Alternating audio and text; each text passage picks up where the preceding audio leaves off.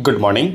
General study 2020 YouTube channel में आपका स्वागत है। मैं Krishna Mohan GK GS special topics की सीरीज में लगभग सभी एग्ज़ाम्स एसएससी, रेलवे, डिफेंस और ऑल स्टेट लेवल के जो भी एग्ज़ाम्स होते हैं अप टू पीसीएस लेवल तक, चाहे आप बीपीएससी, जेपीएससी, यूपीपीसीएस जो भी एग्ज़ाम दे रहे हैं, इन सभी एग्ज़ाम्स को ध्यान में रखते हुए वीडियो को बनाया गया है। साथ ही साथ टॉपिक डिस्कशन के साथ साथ वीडियो के अंत में विगत वर्षों के कुछ प्रश्नों का संग्रह किया गया है, जहां से आप आगामी परीक्षाएं की प्रश्न प्रवृत्ति को आसानी से समझ पाएंगे। चलिए आज की वीडियो का शुरुआत करते हैं।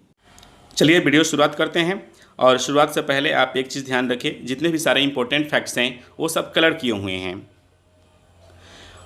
टॉपिक है ह्यूमन ब्लड, मानव रक्त।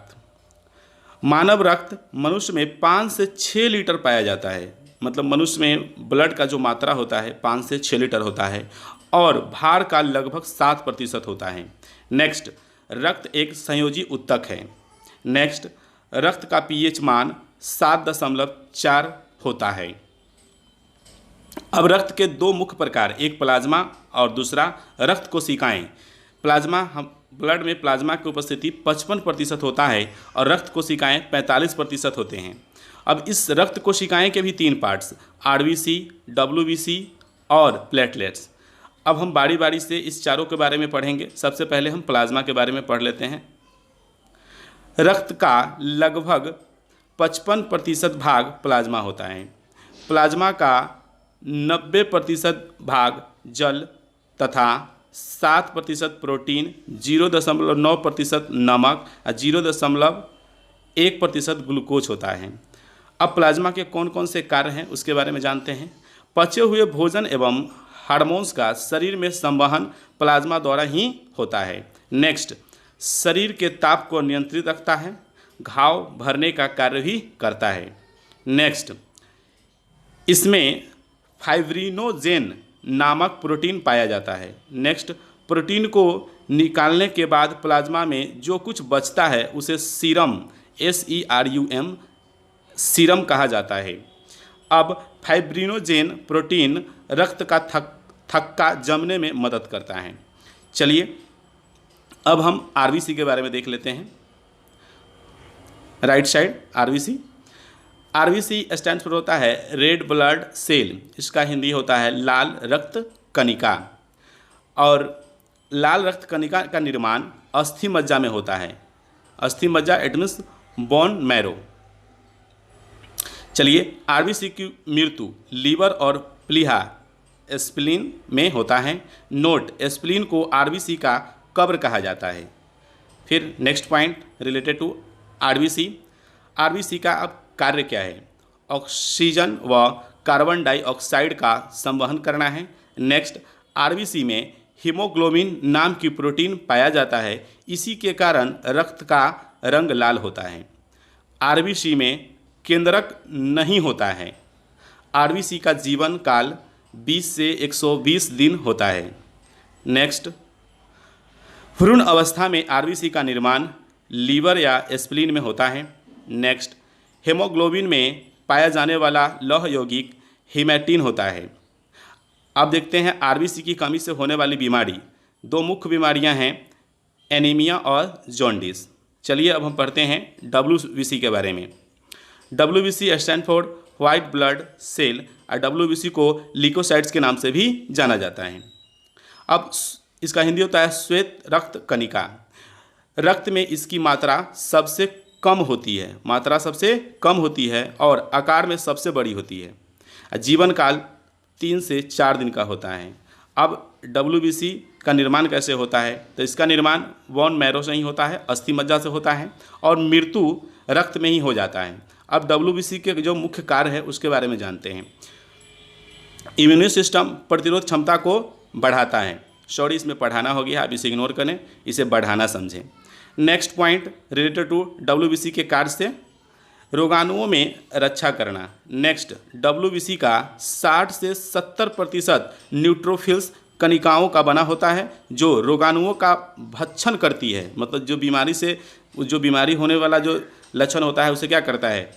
डब्ल्यूबीसी उसे भक्षण मतलब समाप्त कर देता है, खा जाता है। नेक्स्ट, घाव भरने में सहायक। नेक्स्ट, इसे शरीर रक्षक व बॉडीगार्ड भी कहा जाता है। किसे? WBC को, वाइट ब्लड सेल को। अब हम पढ़ते हैं WBC के भी दो प्रकार हैं, एक एग्रेनुलोसाइट्स है और दूसरा ग्रेनुलोसाइट्स है। WBC के भी दो प्रकार हैं, एग्रेनुलोसाइट्स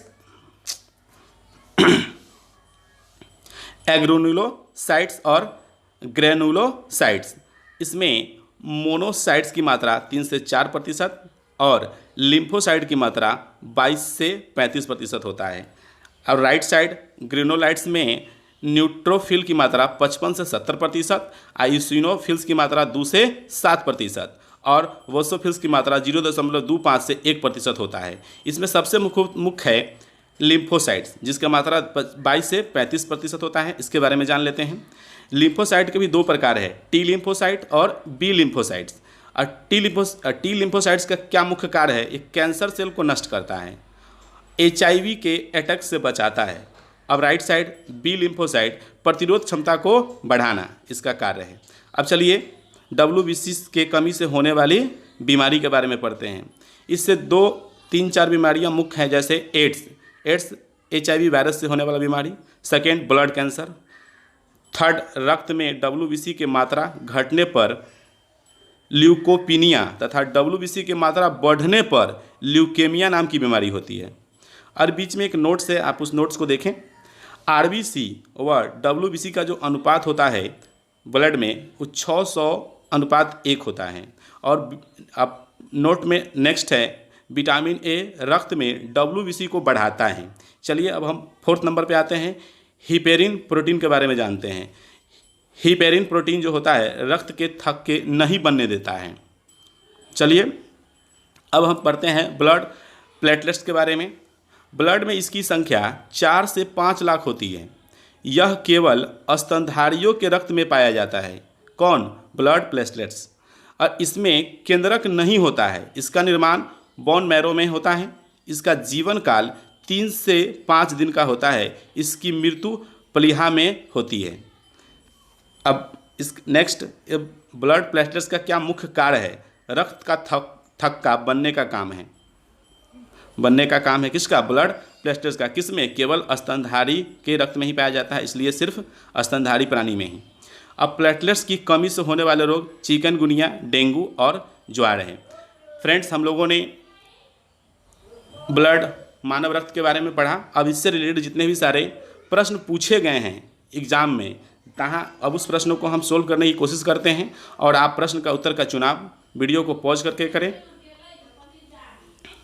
पहला प्रश्न है, सब्र के जगह पर गलत लिखा गया। सर्वप्रथम रक्त परिसंचरण तंत्र का अध्ययन किसने किया था? ऑप्शन है लैंडस्टेनर, कार्नबर्ग, ब्राउन, हार्वे। इस प्रश्न का उत्तर होगा ऑप्शन डी, हार्वे। अगला प्रश्न है, प्रश्न नंबर 2, रुधिर दबाव मापक यंत्र ECG,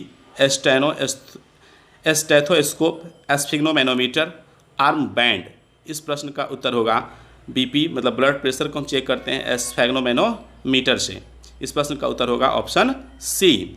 अगला प्रश्न है, स्वस्थ मानव के शरीर में रक्त की कुल मात्रा कितनी होती है? ऑप्शन ए, शरीर के वजन का 10%, शरीर के वजन का 25%, शरीर के वजन का 7%, शरीर के वजन का 5%। आपने ऊपर पढ़ा है इसके बारे में, आप इस प्रश्न का उत्तर का जवाब दे सकते हैं।